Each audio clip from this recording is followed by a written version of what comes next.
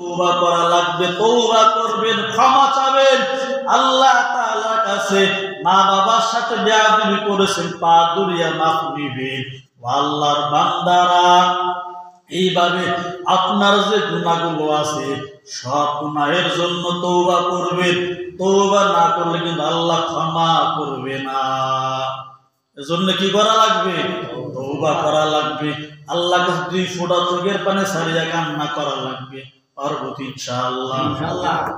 একটা আমল আর হলো আল্লাহর কাছে চাবেন আপনার যা দরকার, টাকা দরকার টাকা চাবেন, রহমত দরকার রহমত চাবেন। সব দরওয়াজা খোলা, টাকার দরওয়াজাও খোলা, রহমতের দরওয়াজাও খোলা, বরকতের দরজাও খোলা, ক্ষমার দরওয়াজাও খোলা, রিজিকের দরওয়াজা খোলা। এমন কোন দরজা নাই যে যেই দরজা খোলা না। আল্লাহ কয় তোর সন্তান দরকার, আমি আল্লাহ ওই দরজাও খোলা রাখছি। আল্লাহ কয় তোর স্ত্রী দরকার, আমি আল্লাহ ওই দরজাও খোলা রাখছি। তোর ইলম দরকার, মাথার বুদ্ধি দরকার, আমি আল্লাহ ওই দরজাটাও খোলা রাখছি। আমি আল্লাহ সমস্ত রহমতের দরওয়াজা, সমস্ত খাজানা খোলা রাখছি।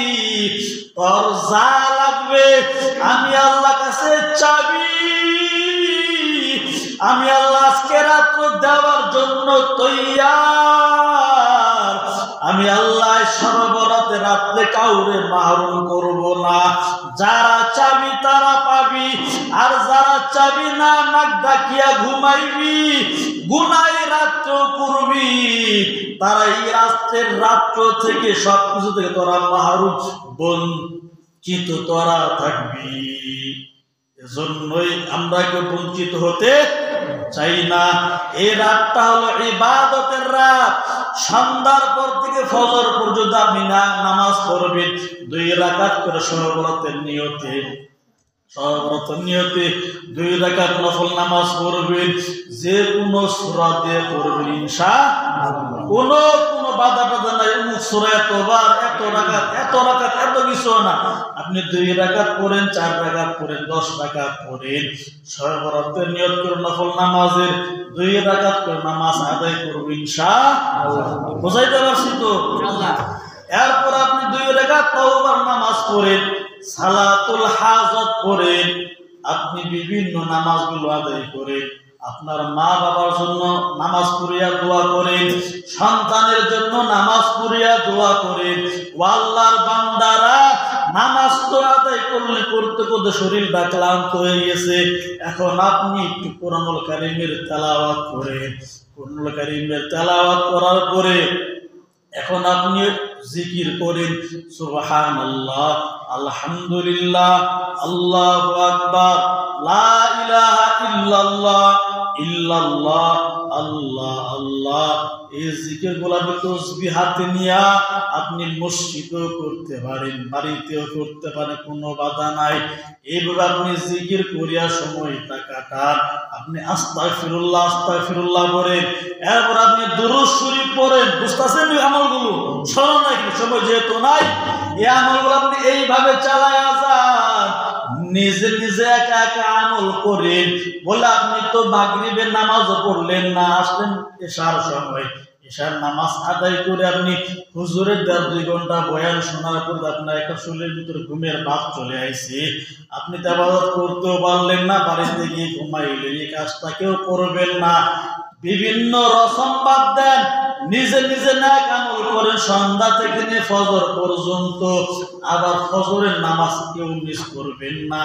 ফজরের নামাজ মিস করলে সব আমল কাটা যাবে। কি যাবে? সব আমল কাটা যাবে। ফজরের নামাজ কেউ মিস করবেন না। পারলে আপনি একটু কবর জিয়ারত করেন। কবর জিয়ারত করা একটা নেক আমল। সর্বরাতে রাত্রে কিন্তু দলবদ্ধ হয়ে না, মহিলাদেরকে নিয়ে যাবেন, একা একা কবর জিয়ারত করেন। 2 নম্বর আমল। 3 নম্বর আমল সুমু ইয়াউমাহা, আপনি পরের দিন রোজা রাখবেন। মানে শনিবারে, কি বার দিন? শনিবার দিন। শুক্রবার তো সবে বরাত রাখতে বন্দি করলেনি, আবার আপনি তো কবর জিয়ারত করলেনি, ইবাদত বন্দি করিয়া সময়টা কাটাইলেন। আবার আপনি শনিবার দিন কি রাখবেন? রোজা, নফল রোজা রাখবেন।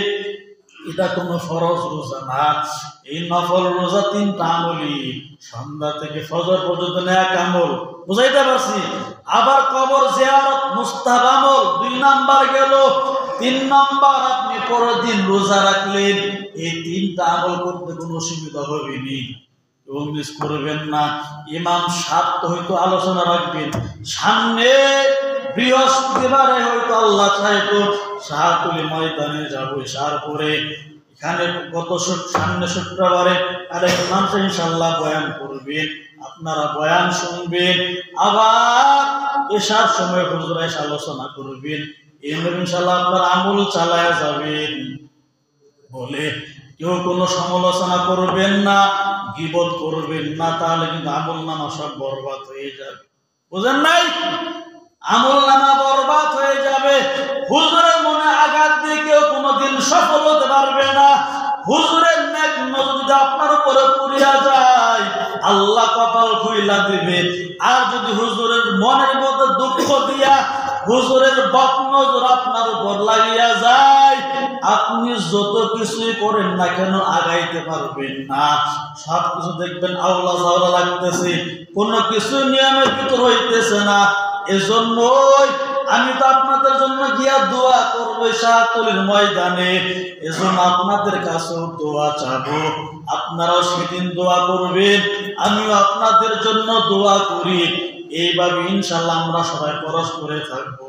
আর শাহতুলি ময়দানের জন্য, মাহফিলের জন্য যারা দান করতে চান 50, 100, 200, 500, 1000 টাকা আপনারা চাইলে আমার কাছে দিতে পারেন। আমার কাছে রসিদ বই আছে, আজকেও দিতে পারেন। আমি যেহেতু আছি 1 সপ্তাহ, এর মধ্যে যদি কারো মা বাবার নামে নিয়ত করে দিতে চান তাও দিতে পারেন। শাহতুলি ময়দানে মাহফিলের জন্য আমি আপনাদের কাছে যাব, আপনারা ইনশাল্লাহ দিবেন। যদি কেউ নিয়ত থাকে 500, 1000 টাকা দিব, তাও বলতে পারেন, কোনো সমস্যা নাই। যেহেতু সময়ের একটু ভিতরে অ্যালার্ম দিয়ে দিলাম, যেহেতু আপনি আমল করলেন, আবার ওই সয়বরতা রাত্রে আপনি কিছু দান খয়রাত করবেন, কারণ দান খয়রাত আল্লাহ পাকে রাগ আল্লাহ পাক মিটাইয়া দেয়, আল্লাহ রাগ ঠান্ডা হয়ে যায় দান খয়রাত করলে। সুবহানাল্লাহ বলেন।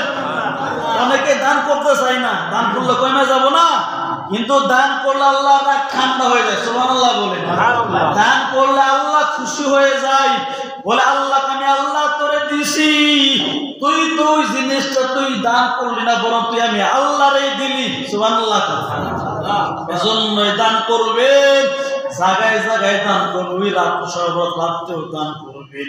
এজন্য যেহেতু সময় শেষ, আমি আপনাদের